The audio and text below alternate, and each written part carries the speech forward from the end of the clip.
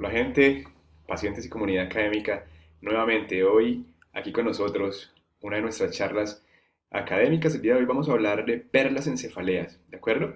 Es un tema bastante frecuente y es un tema que nos ha pedido nuestra comunidad académica y sé que ustedes pacientes también muchos se preguntarán qué hacer con este dolor de cabeza que me molesta a diario. Hoy vamos a aprender un poco. Recuerden que si existen dos cosas, dos conceptos con los que ustedes queden a gustos y que aprendan el día de hoy, regálenos un like, suscríbase a nuestra página para que no se pierda ninguno de nuestro contenido académico. Los objetivos de nuestra charla, nuestra conferencia es distinguir una cefalea primaria y secundaria. Aquí es importante establecer la diferencia entre ellas y qué es una y qué es la otra. Ya vamos a hablar de ello. Conocer y aplicar estrategias SNOOP 10, importantísimo para que no se nos escape ninguna cefalea o dolor de cabeza, pues también entendido así para los que no saben aquí mucho de medicina, los que no son de la línea de la salud. Cefalea y dolor de cabeza es lo mismo, ¿de acuerdo? Entonces, esta estrategia SNOOP 10 nos va a permitir establecer cuáles dolores de cabeza realmente son una urgencia y no se nos puede escapar este dolor de cabeza para la casa, ¿de acuerdo? Definir el término PIN, ¿qué es eso? ¿Qué significa PIN? ¿Para qué nos sirve? Y realizar un enfoque sindromático y terapéutico oportuno. Si usted no quiere perderse ninguno de estos objetivos, no se mueva. Termine nuestra conferencia hasta el final. Nuestra literatura y nuestras conferencias siempre están basadas por la mejor evidencia, ¿sí? La característica de nuestras conferencias, la mejor evidencia de existencia hasta el momento. Por esa razón, acudimos a guías de práctica clínica con los términos MESH de headache, que significa dolor de cabeza, treatment, que es tratamiento, y migraine, que es dolor migrañoso, ¿de acuerdo? Buscado en las diferentes fuentes como Trip Database, DAR, PubMed, Embase y Lilacs. Aquí está toda la información que consultamos para dar esta conferencia con ustedes. Encontramos, toda esta fue nuestra flujograma de búsqueda. Inicialmente 12 resultados encontrados, 3 en NICE, 7 en Medline y Embase, 2 en Cochrane Library. Finalmente terminamos con tres guías incluidas en nuestra conferencia del día de hoy, incluyendo también la estrategia SNOOP 10, ¿sí? Esto básicamente es un resumen para que ustedes vean que nuestra conferencia siempre va a ser de muy alta calidad académica, ¿de acuerdo? Es importante recordarles que la cefalea no es algo nuevo. Pareciera ser que desde el año 2778 a.C. ya se hablaba de esto. Se encontraron algunos documentos en el papiro de Evers donde se dejaba entrever gente que hablaba de algo que realmente aturdía sus mentes y que finalmente no los dejaba vivir en paz. Y en la mitología griega también Zeus le pide a Volcano que abra su cráneo porque no tolera algo que está ahí dentro y quiere salir. Y es ahí cuando sale Palas Atenea. ¿De acuerdo? Entonces miren que desde la misma mitología griega se habla de estos dolores que terminan siendo difíciles de manejar y difíciles para ustedes, pacientes, que todos los días tienen que sufrirlo. Miren que es algo global, el 10.6% de la población mundial sufre de dolor de cabeza.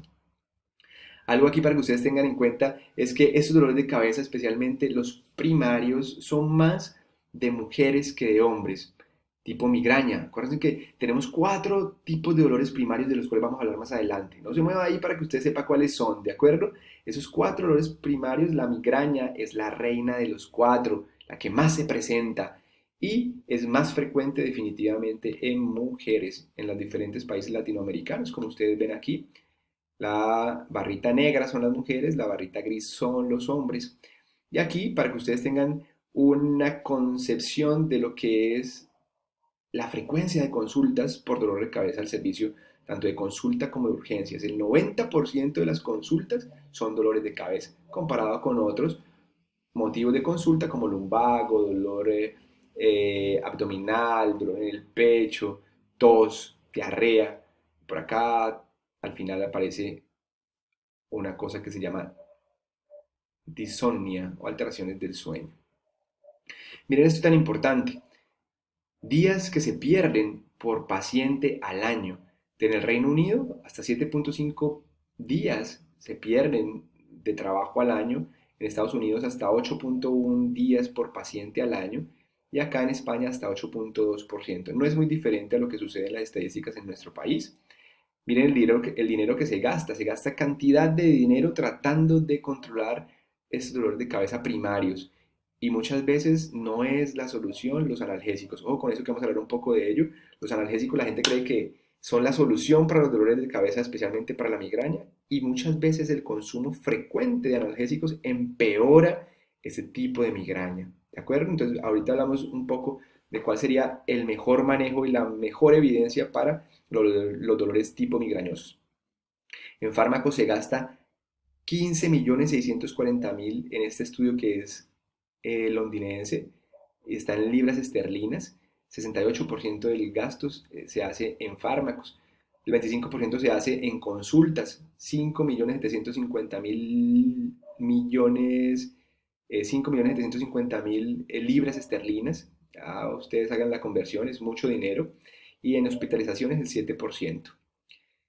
Por esa razón se creó esa estrategia SNOOP 10. La estrategia SNOOP 10 es algo bastante novedoso porque es una sigla que vamos a ir desarrollando a lo largo de nuestra presentación que nos habla de síntomas que debemos estar muy atentos para captar dolores de cabeza que son peligrosos para la vida y que debemos manejar en urgencias, probablemente hospitalización.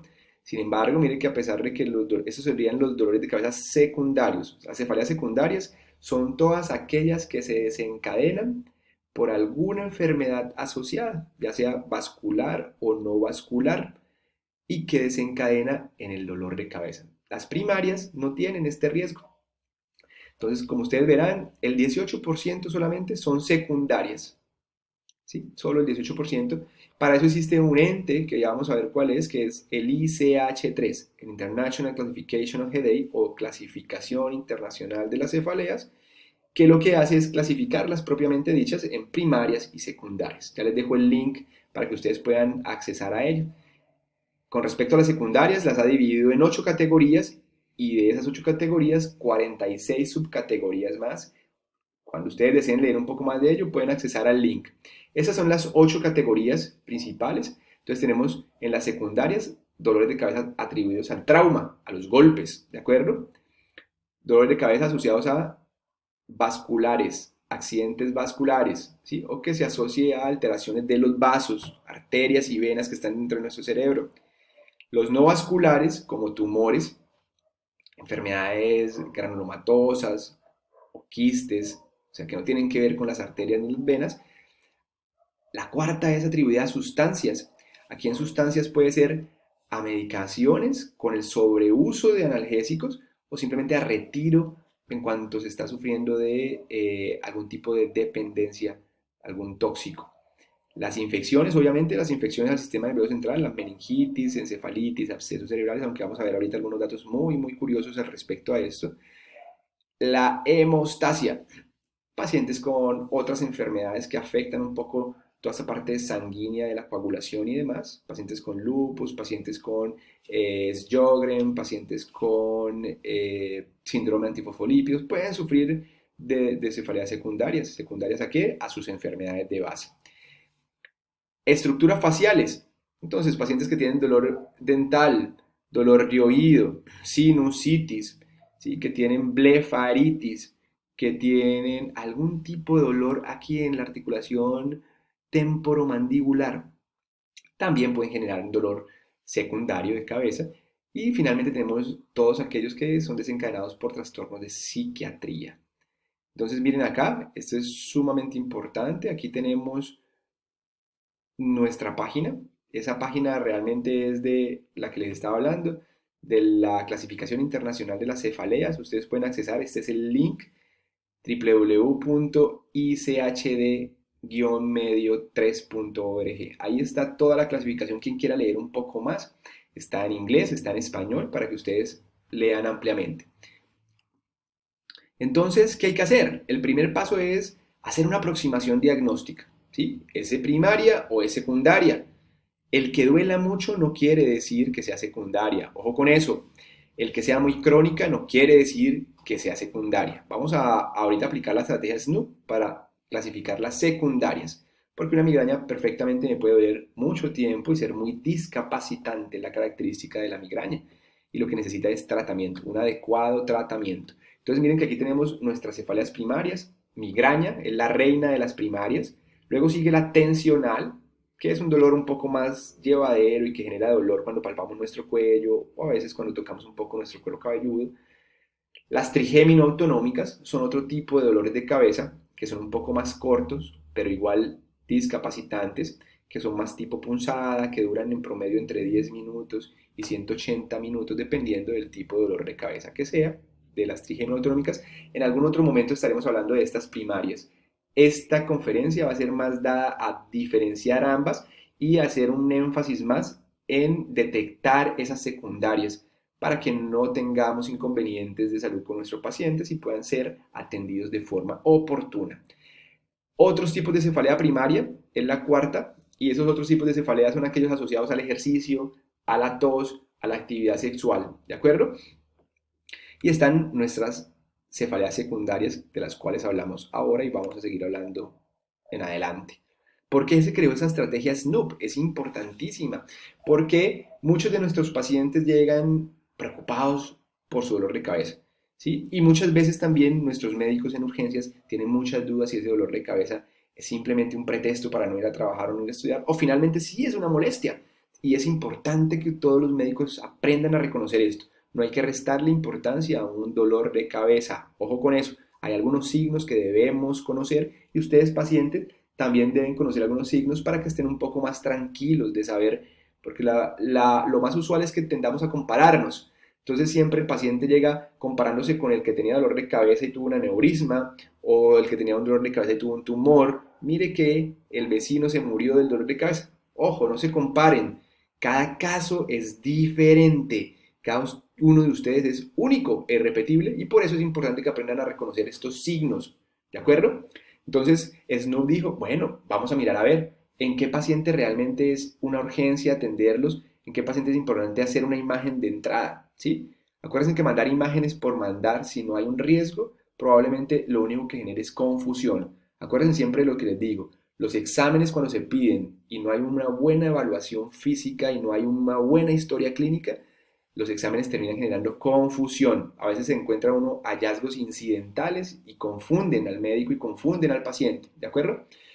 Entonces, mediante un estudio noruego encontraron que finalmente solo el 2.1% de los pacientes terminaba teniendo ese tipo de cefaleas secundarias. Es bajo todavía, ¿no? Es bajo, como vieron en el estudio anterior de la ICH, dice 18%. Bueno, hay otro estudio retrospectivo a 5 años, ¿sí? Retrospectivo quiere decir, ve, prospectivo, que de ahí en adelante cuando lo plantearon comenzaron a reclutar pacientes para estudiarlos. 530 de ellos, que representaba el 14.5%, ya tenían una imagen hecha, o sea, llegaron ahí ya con una imagen al estudio, de los cuales solo 11 tenían anormalidades en su imagen. O sea que solo un 2.1% de esos pacientes que se hicieron imágenes tuvieron algún hallazgo, lo que representa el 0.3 de toda la muestra de los pacientes. O sea, de los 3.655, solo el 0.3 tuvo hallazgos en la resonancia. Como vieron, la imagen en ese caso no fue la solución. Al paciente no se le encontró nada en la imagen y ese es lo que uno se encuentra siempre en la consulta. El paciente dice, ay, vea, pero no me sale nada en la imagen, ¿qué será que tengo? ¿Sí? Entonces, una primera cosa, premisa que ustedes deben tener es que el dolor no se ve. Si no hay signos de alarma y si no hay signos realmente, como lo vamos a ver de la estrategia SNOOP, pues probablemente estemos hablando de una cefalea primaria y lo único que hay que hacer es tranquilizar a nuestro paciente, que él sepa que no es algo grave, pero que hay que tratarlo para que él mejore su calidad de vida. Tenemos otro estudio de 360 pacientes, que ese fue retrospectivo, o sea que ya tenían a los pacientes y comenzaron a ver sus historias clínicas de ahí para atrás. ¿Sí? Eso significa un retrospectivo. Solamente el 0.7 de ellos por ciento encontraron hallazgos en sus resonancias. Muy bajo, sigue siendo muy bajo. Vamos concluyendo que la imagen no es la solución. Ojo con eso. Lo más importante es hacer una buena historia clínica y un buen examen físico. 328 pacientes en otro estudio mostraron hallazgos en 1.5% de sus resonancias. Y en este último estudio de 402 pacientes, solo un 3.7 de ellos tuvieron hallazgos en la resonancia. Entonces, primer concepto, la resonancia no es la solución y menos el TAC. Entonces, empezamos con nuestra estrategia SNOOP. La idea era definir quiénes deberían tener imagen o no más adelante. No se pierda esto, que es en la conferencia hasta el final. Indicaremos quiénes requieren tomografía, por qué no tomografía, por qué mejor resonancia, quiénes requieren resonancia, ¿de acuerdo? Entonces, nuestra primera S de esta palabra SNU significa signos y síntomas sistémicos, entendidos signos como todo lo que vemos y síntomas lo que el paciente nos dice que siente. Entonces aquí, esos síntomas sistémicos es muy importante reconocerlos si el paciente que se presenta con ese dolor de cabeza. Primero es preguntarle, ¿ese dolor de cabeza es nuevo para usted? ¿O usted usualmente sufre de dolor de cabeza y ahorita ha cambiado? O con eso. Si es nuevo, preguntarle esto, síntomas y signos sistémicos. ¿Ha tenido fiebre? Importante, preguntar siempre, ¿ha tenido fiebre? ¿Ha tenido usted escalofríos? ¿Ha tenido dolores musculares, articulares? Sudoración en la noche, suda en las noches, amanece esa almohada mojada, amanece esa sábana mojada, o ha tenido cambios en su peso, aumento de peso, disminución de peso. Vamos a ver que hay enfermedades que pueden producir dolor de cabeza y que tienen algunos de estos síntomas sistémicos. Si hay alguno de estos síntomas o signos sistémicos, ese paciente debe ser estudiado, ¿de acuerdo? Las causas secundarias usualmente puede ser una arteritis de células gigantes, una enfermedad autoinmune que afecta especialmente las arterias del cerebro, especialmente la arteria temporal. Infecciones, acuérdense que si hablamos de fiebre, pues pueden ser infecciones, pérdida de peso puede ser infecciones y malignidad. Entonces, sudoración en la noche, pérdida de peso, también nos puede hablar tanto de infección crónica como un VIH o de malignidad como tumores, ¿de acuerdo? Entonces, miren que hay unos signos que hablan, no es solamente el dolor de cabeza, ha perdido peso, suda por las noches, viene con fiebres permanentes. Esos son los signos que hay que descartar ese tipo de enfermedades. Preguntar historia de malignidad previa como antecedente personal, estado inmunológico, si tiene alguna enfermedad adicional como un lupus, como una arteritis, como un síndrome anticuerpo antifosfolípidos. Todos estos, digamos que enfermedades, pues ya han tenido que ser evaluadas obviamente o diagnosticadas por un internista o un reumatólogo. O si tiene un VIH, ¿de acuerdo? Acuérdense que existen posibilidades de metástasis si ha tenido un cáncer antes, que es la migración de ese cáncer a su cerebro, o si tiene un VIH hay que estar muy atentos a que no exista una infección por un germen oportunista, llamamos a un germen oportunista, porque acuérdense que el VIH no es más que la disminución de la inmunidad. Entonces, al disminuir la inmunidad, pueden colonizarnos hongos o pueden colonizarnos algunos otros gérmenes que en pacientes con su inmunidad indemne no lo harían, ¿de acuerdo? ¿Por qué les coloqué esta tabla que me parece interesante? Miren que les reuní los mejores artículos existentes con respecto a algunos signos. Siempre nos han dicho que la meningitis o las infecciones al cerebro tienen dolor de cabeza, fiebre, rigidez nucal y alteración de conciencia. Entonces, van a ver que no siempre y algunas veces tienen infección, pero no tienen estos signos. Entonces, mucha gente dice, pero es que usted no tiene todos los signos, entonces vaya para la casa. Ojo ahí, en urgencias tenemos que contextualizar a nuestro paciente. Entonces miren esto tan interesante. Aquí arriba tenemos los autores de los artículos, de los estudios, y acá arriba tenemos la población que estudió cada estudio y tenemos los signos, cefalea, que es dolor de cabeza, fiebre, rigidez nucal, alteración de conciencia, y en el último les coloqué cuándo coexisten o qué posibilidad existe en esos estudios de que coexistieran los tres, fiebre, rigidez nucal y alteración de conciencia. Miren que para las infecciones bacterianas, en estos estudios, que es una muy buena muestra, 696 tiene este artículo, 493 pacientes tiene este artículo, 132 tiene este artículo. Miren que en ellos, solo en este primer artículo, hubo 67% de dolor de cabeza en las bacterianas. Dolor de cabeza en las virales, 72.2% de su población de ese artículo tuvo dolor de cabeza. En las encefalitis, que son procesos inflamatorios, esa encefalitis, todos estos artículos de encefalitis, este principalmente hablaba solamente de encefalitis por herpes, que también cabría en la viral, ¿sí? Entonces una encefalitis herpética, miren, el 79% tienen dolor de cabeza. Y cuando tienen absceso cerebral, que es una colonización ahí muy puntual en el cerebro, que tiene una cápsula y hace un absceso, el 49% tuvo dolor de cabeza. Miren acá la fiebre. La fiebre fue una constante en todas, ¿sí? En todas. La rigidez nucal fue una constante en todas, exceptuando en la encefalitis. Aquí en ese estudio no tuvieron rigidez nucal. La alteración de conciencia, hubo alteración de conciencia en todas, ¿sí? En mayor o menor grado, pero en todas hubo alteración de conciencia, menos en esta, en la encefalitis no hubo alteración de conciencia en este estudio.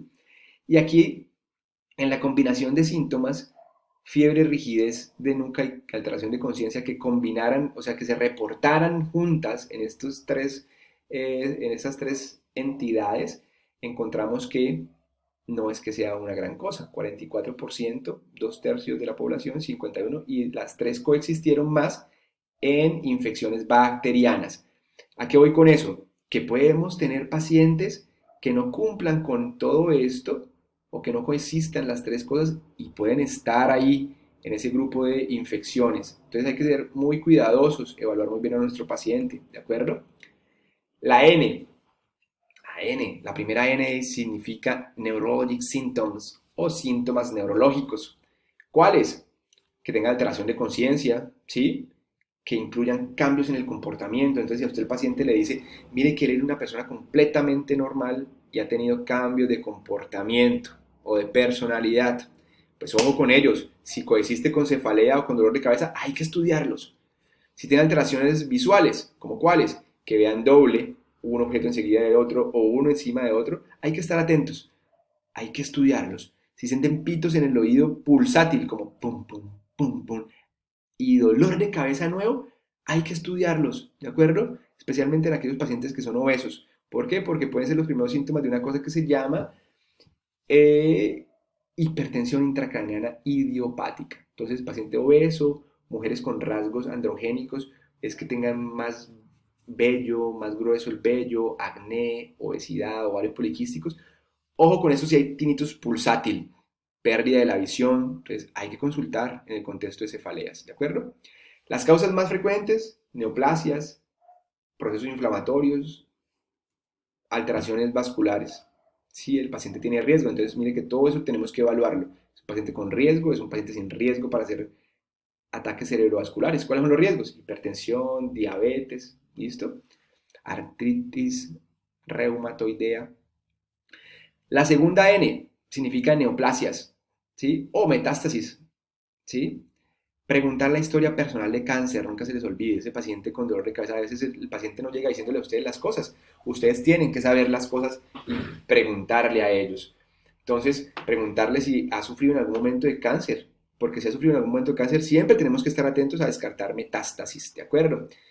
Pérdida de peso, pérdida o ganancia de peso es importante que preguntemos siempre. Sudoración en la noche, hay que preguntar.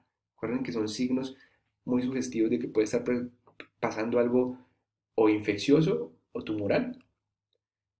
La primera O significa onset sudden, que en español es inicio súbito.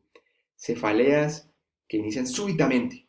Ustedes saben bien y súbitamente empezó ese dolor de cabeza, hay que descartar. Una de ellas se llama tipo trueno y son aquellas que llegan a su máxima intensidad en lo que uno da un aplauso. En segundos, hay siempre que descartar que no sea una causa vascular, como una ruptura de aneurisma, ¿de acuerdo? Hay que hacer una imagen en estos pacientes, hay que dejarlos hospitalizados, ¿de acuerdo? Tiempo que llegó a máxima intensidad en muy corto periodo de tiempo. Si el paciente inició con un nuevo dolor de cabeza a los 50 años o más, entonces esta segunda O significa onset after 50 years old. Un paciente que empieza con dolor de cabeza después de sus 50 años, eso significa en español. Las causas secundarias más frecuentes, neoplasia, inflamación, infecciones, ¿de acuerdo? Vasculares, como arteritis de las células gigantes que hablábamos ahorita, que son vasculitis o procesos inmunológicos que afectan algunos vasos de nuestro cerebro. Ojo con esto, no quiere decir que todos los pacientes que empiezan de 50 años para allá puedan tenerlo. Hay que pensarlo, ¿de acuerdo? Hay que pensarlo y hay que descartarlo. ¿Por qué? Porque puede comprometer la vida de los pacientes. La P significa cambios en el patrón, ¿sí? Pattern changes. Entonces, cambios en ese patrón de presentación. Si el paciente decía, mire, yo tenía un dolor de cabeza que lo manejaba, que era de esta forma, pero ahorita este que estoy teniendo es totalmente diferente. Cuando ustedes escuchen eso es totalmente diferente, entonces esclarezcan en qué es diferente. En intensidad, en frecuencia o es la característica del dolor la que cambió? Si ya no es pulsátil como lo es la migraña, sino que ahorita ya es de pronto como si fuera apretón y se han mezclado algunos otros síntomas como vómito, náuseas o demás. Mirar a ver, aunque el vómito y náuseas vamos a ver que es de la migraña también, entonces ojo con eso, hay que contextualizar todo, ¿sí? Si ha tenido signos de hipertensión intracraneana o no, cefalea progresiva, ¿sí? Si tiene realmente periodos libres de dolor o ese dolor es persistente, si la periodicidad o se precipita con maniobras de valsalva, como cuál es una maniobra de valsalva, con el pujo, con agacharse, con hacer ejercicio, ¿de acuerdo? Ojo con eso, hay que estar muy pendiente. El empeoramiento con los cambios de postura, importantísimo. Si se empeora cuando yo me paro, si se empeora cuando estoy acostado, hay que preguntarlo. Papiledema, es un hallazgo que encontramos nosotros al examen físico. Siempre hay que hacerle fondo de ojo a estos pacientes. Recuerden, paciente con dolor de cabeza, no se les vaya a ir sin un fondo de ojo. Podemos encontrar cosas ahí importantes, especialmente esto, papiledema. Averiguar si hay visión doble o si hay defectos del campo visual, como que dejen de ver alguna parte de su campo visual. Ahorita, el número 10 significan estas otras condiciones, que existan cambios del dolor de cabeza con la posición. Entonces uno puede tener hipertensión intracraneana y es simplemente que aumenta esa presión por algunas causas, ¿sí? O por alteraciones en la absorción o en la secreción del líquido cefalorraquídeo, o porque tengamos una masa o porque tengamos algo más ahí dentro, un proceso inflamatorio. O simplemente en la hipertensión intracraneana idiopática, que es la que les digo, que es en aquellas personas que pueden ser obesas, con algunos rasgos más androgénicos, hay que descartarlo. Pero obviamente ahí van a existir algunas otras características y va a empeorar con el esfuerzo, sustancialmente con el esfuerzo, cada vez va a empeorar más. Con hipotensión, la de hipotensión intracraneana puede ser en aquellos que les hacen procedimientos como punciones lumbares, pueden quedar una comunicación y perder un poco de líquido. Este dolor de cabeza va a empeorar sustancialmente cada vez que ustedes se ponen en pie y mejora un poco con la sedentación o con acostarse. La segunda entidad es, digamos que características clínicas, si aumenta con los estornudos, con la tos o con el ejercicio, hay que pensar en que no exista algo en la fosa posterior, ¿sí? Acá en la parte más posterior de nuestro cráneo, como que a veces hay engrosamiento o aumento del tamaño del cerebelo y tiende a protruirse un poquito por ahí. Eso se llama malformación de Chiari y algunas de esas tienen manejo quirúrgico, obviamente tienen una malformación mayor de 3. El papiledema, ya les había dicho, hay que hacer fondo de ojo a todos los pacientes para mirar a ver que no esté borrado los bordes de la papila. Eso es lo que vemos en el papiledema. Vemos, ya miramos ahorita un gráfico que les voy a mostrar. Si están borrados los bordes, hay que sospechar que algún proceso está ahí adentro gestándose y hay que mandar a ese paciente a urgencias, ¿de acuerdo? No se queden evaluando un papiledema meses, hay que mandarlo a urgencias para que sea evaluado. Que tenga una progresión atípica, entonces que tenga ese dolor que haya sido un dolor progresivo, que vaya sumando discapacidad, que ahorita se le sume a que ya no pueda escribir bien, a que ha perdido, bueno, pues hay que verlo, hay que verlo.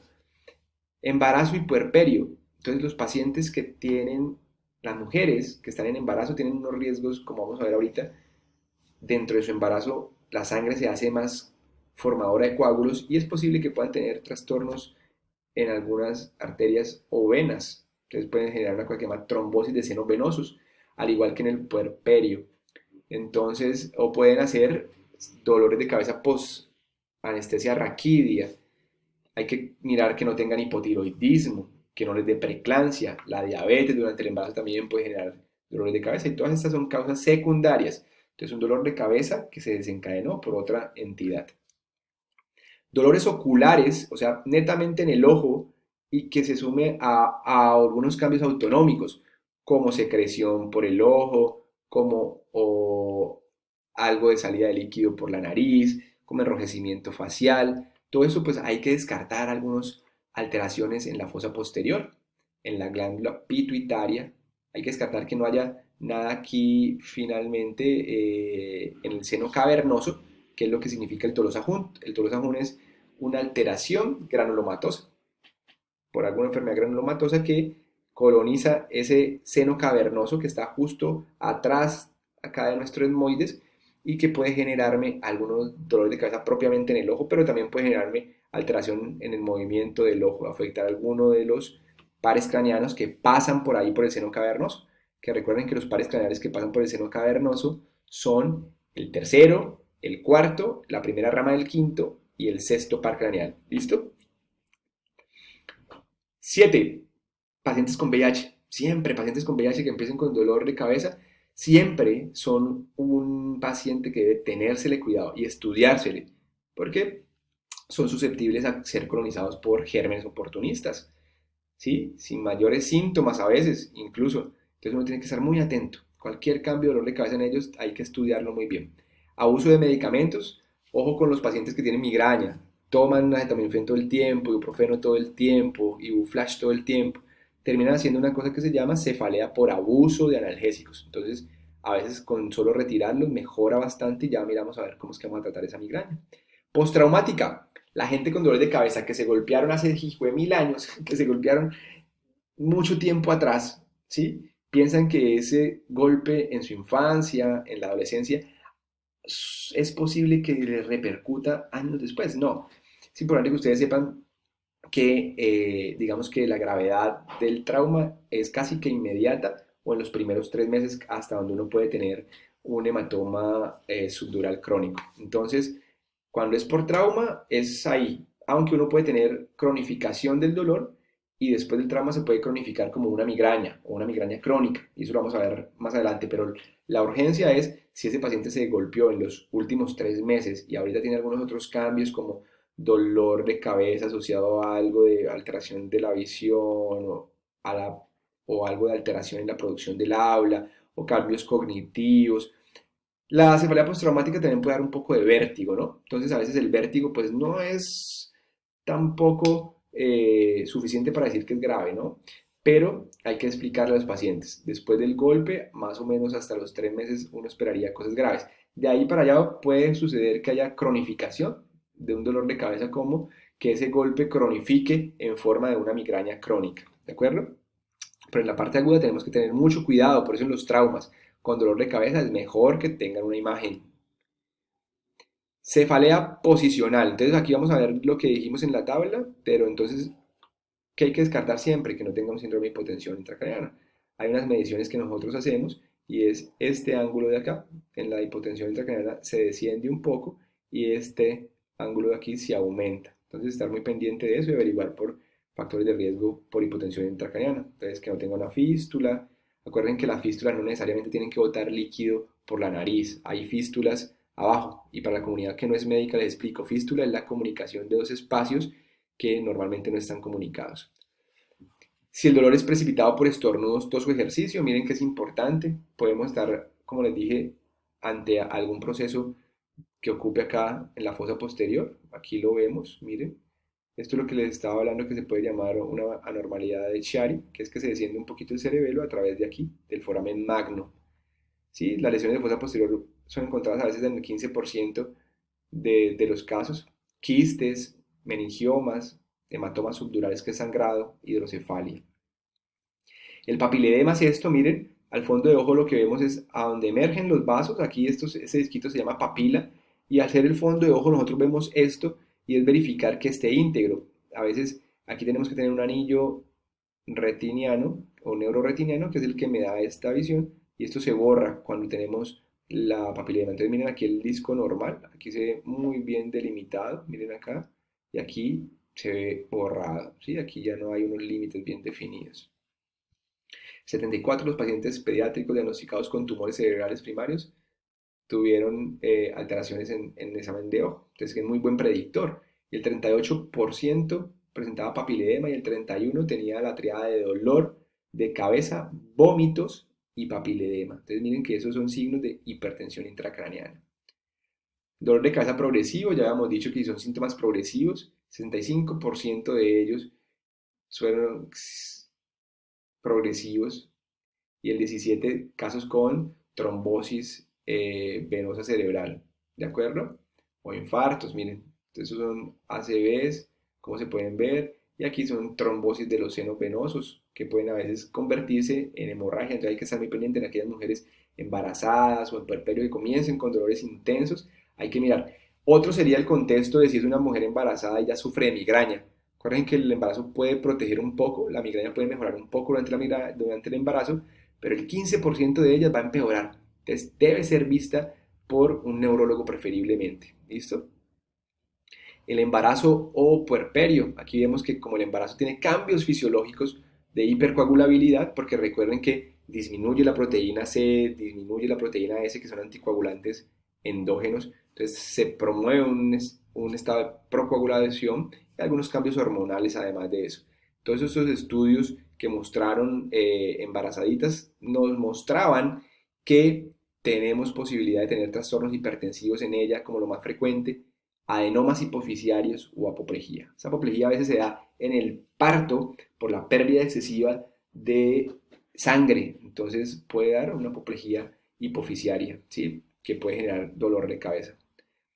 La cefalea posparto inmediata da en el 40% de las mujeres y normalmente se tiene una buena respuesta a los analgésicos. Hay que estar pendiente de la hipertensión, el hipotiroidismo, la anemia, la diabetes. Ojos dolorosos. Habíamos hablado que el ojo doloroso es importante interrogarlo. Es el 2 o el 3% de todas las consultas de atención primaria. El dolor orbitario y enrojecimiento también puede ser atribuido a algún grupo de cefaleas que se llaman las cefaleas trigémino-autonómicas. Por eso si el paciente tiene dolor en el ojo, enrojecimiento o secreción por el ojo, debe ir al oftalmólogo para que le descarte que no sea finalmente un glaucoma. Y si no hay nada ahí, debe ir al neurólogo ¿para qué? Para que le descarte que no tenga una cefalea trigémino-autonómica. De acuerdo que tiene una muy buena respuesta en el manejo, solo que debe ser evaluada por neurología. Estas son las cefaleas trigémino-autonómicas. Si existen, debería uno descartar algunas patologías también, patologías en fosa posterior, patologías en región pituitaria, patologías en seno cavernoso. ¿Listo? Otros diagnósticos que hay que considerar siempre son los oftalmológicos. Siempre que hay dolor, secreción por ejemplo, mandarlos al oftalmólogo, que es lo que les estoy diciendo. No olvidar eso. Y el dolor postraumático. Miren que 4.8 de los pacientes de todas las visitas a urgencias son dolores después de trauma, después de un golpe. Y esos golpes pueden ser en accidentes de tránsito, en asaltos o en caídas. Entonces, estar muy atentos a los golpes en la parte aguda hasta el tercer mes después de. ¿Qué pasa con la parte crónica? Así tengan un trauma leve. Miren que aquí dice que hay algunos de esos pacientes que al año pueden tener esa cefalea. Y ahí es cuando yo les digo que es cuando se cronifica. Y la cronificación de estos dolores podría terminar en una migraña crónica o en uno de los otros tipos de cefalea primaria. Hay que estar muy atentos si a partir del golpe fue que se cronificó el dolor de cabeza. Eso es lo que nos muestra en este estudio lituano y este otro estudio de 212 pacientes. En este de 628 pacientes, que fue un prospectivo, lo que nos muestra es que a las 2 semanas después del golpe, algunos siguen con dolor de cabeza y hasta las 2 semanas uno puede considerarlos como causa aguda. Ojo ahí, estos son los que yo tengo que colocar atención, ¿sí? Estos son los que tengo que colocar atención porque puede ser una bandera roja. A los 3 meses de cefalea, a los 6 meses del golpe, el 23% de ellos persiste con ello y podría ser una bandera naranja. Los factores de riesgo de cefalea aguda, acuérdense que es ser mujer, los más jóvenes, estar consultando el departamento de urgencias por ese dolor de cabeza, ¿sí? O si tienen algún tipo de anormalidad ya en la imagen que se les haya hecho, pues hay que estar atentos. Y en las cefaleas crónicas, los factores de riesgo es el sexo femenino, como vimos, la migraña es en quien más se presenta, la cefalea presente en el servicio de urgencias, o sea, también es, digamos, un factor de riesgo para cronificación. Aquí en esta que está muy cargada, lo único que quiero resaltarles es que la cefalea postraumática debe desarrollarse entre los 7 primeros días del trauma. Si el paciente dice, no, mire, yo me golpeé hace ya 6 meses y ahorita me apareció un dolor de cabeza, eso no tiene ninguna relación con el trauma. La cefalea postraumática debe iniciarse en los primeros 7 días después del trauma. Importantísimo eso, ¿vale? Si ya es un dolor que apareció por allá muy lejos, ya hay que averiguar otras causas y tratar de aplicarle la estrategia SNOOP para descartar que no sean secundarias. Recuerden que no tiene ninguna de las elementos del SNOOP, estamos hablando de una cefalea probablemente primaria y tenemos que encontrar cuál es. Entonces, si es aguda, realmente si ese dolor de cabeza es postraumático y está entre sus primeros 7 días, aquí sí es una bandera roja y hay que evaluarla. Las patologías ya habíamos hablado del VIH, juiciosos, los analgésicos ya habíamos hablado de esto, disminuir el analgésico excesivo, con eso tenemos para que el paciente mejore. En estos estudios se mostró que solo retirando la cantidad de analgésicos mejora. Entonces los pacientes dirán, ¿y entonces con qué nos tratan? Si son migrañas, acuérdense que vamos a tratarlas con otros medicamentos que llamamos profilácticos. Y aquí en esto, cuando hablamos también de medicamentos o exceso de medicamentos, ojo con los pacientes que toman excesivamente sildenafil o tadalafil, algunos de los inhibidores de la fosfodiesterasa. ¿Por qué? Porque generan vasodilatación y generan dolor. Acuérdense que el mecanismo más o menos de producción del dolor de estas cefaleas, especialmente la tipo migrañosa, es porque inicialmente hay algunos mecanismos que tratan de constreñir el vaso y luego de dilatarlo. Cuando se dilata, se estimula toda esa vasa nervorum, que son los nervios que están alrededor de ese vaso, generando una cascada inflamatoria, secreción de interleuquinas, factor de necrosis tumoral, y ahí es donde viene el dolor. Cuando está el dolor es cuando tenemos que tratarlo con analgésicos. Ahí no nos va a servir otra. En las migrañas, cuando ya está el dolor, hay que tratarlo con analgésicos. ¿Qué dice la guía? Ahorita ya les voy a decir, no se vayan. Aquí enseguida les voy a decir cómo se trata el momento agudo y cómo se trata realmente la migraña, porque la migraña hay que tratarla cuando no duele. Ahí es donde hay que tratarla. La estrategia PIN. La estrategia PIN es un acróstico donde P es fotofobia, la molestia con la luz, y es impairment, es que agrava tu día a día, molesta, discapacita. N es náuseas, o sea que si tienen náuseas o vómito, pues con esto ya tienen ustedes para pensar que lo más probable que tiene ese paciente es migraña. Es una recomendación 2A. Acuerden que existen los criterios de clasificación de la ICH, que son un poco más largos, que los van a ver en la página que les dije. Si es una migraña sin aura, pues van a ser 5 episodios iguales, que duren más de 4 horas, que tenga dos de las siguientes características, y es que sea hemicránea, que sea pulsátil, que sea intensa y que discapacite tus actividades diarias. Y que cumpla una de las siguientes dos, que moleste la luz o que moleste el ruido, o que cumpla una de las siguientes dos, es que tenga náuseas o vómito. Si ustedes cumplen con esos criterios, lo más probable es que sea una migraña. Pero si no recuerdan todo esto, con la estrategia PIN es suficiente. Que moleste la luz, que discapacite el día a día y que tenga náuseas. ¿De acuerdo?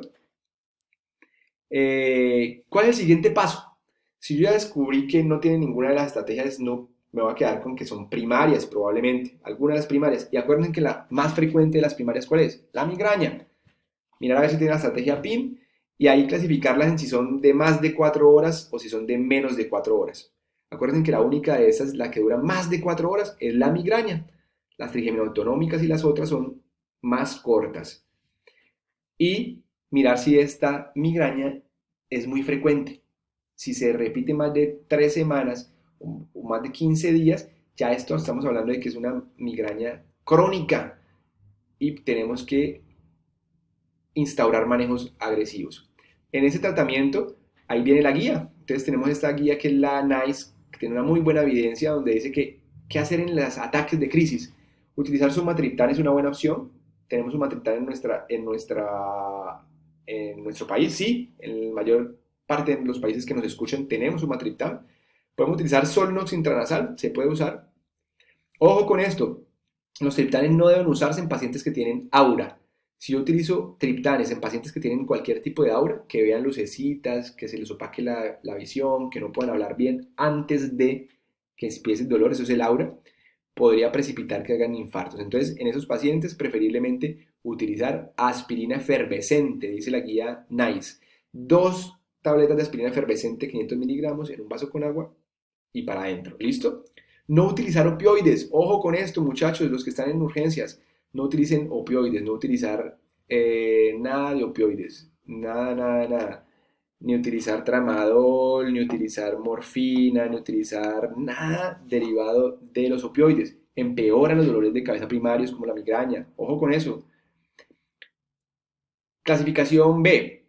Podemos utilizar todo lo que sea esteroides en urgencia, sí. Podemos utilizar una dosisita de ampolla de dexametasona. Podemos utilizar naproxeno, ibuprofeno, diclofenaco, dipirona intravenosa.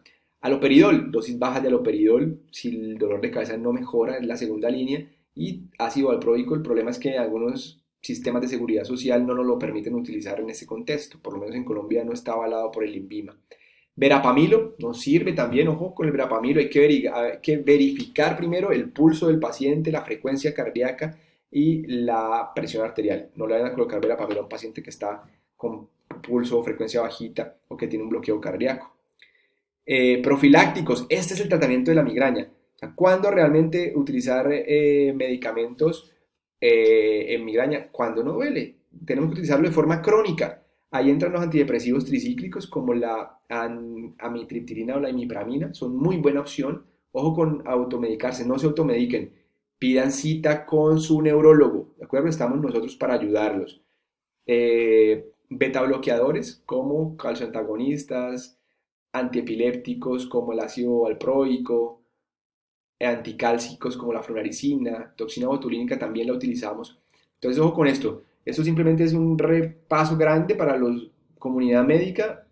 Por favor, pacientes, no se automediquen, pidan su cita. Si ustedes identificaron algunos de los síntomas que acabé de mencionar arriba, por favor, pidan su cita y estamos dispuestos a evaluarlos.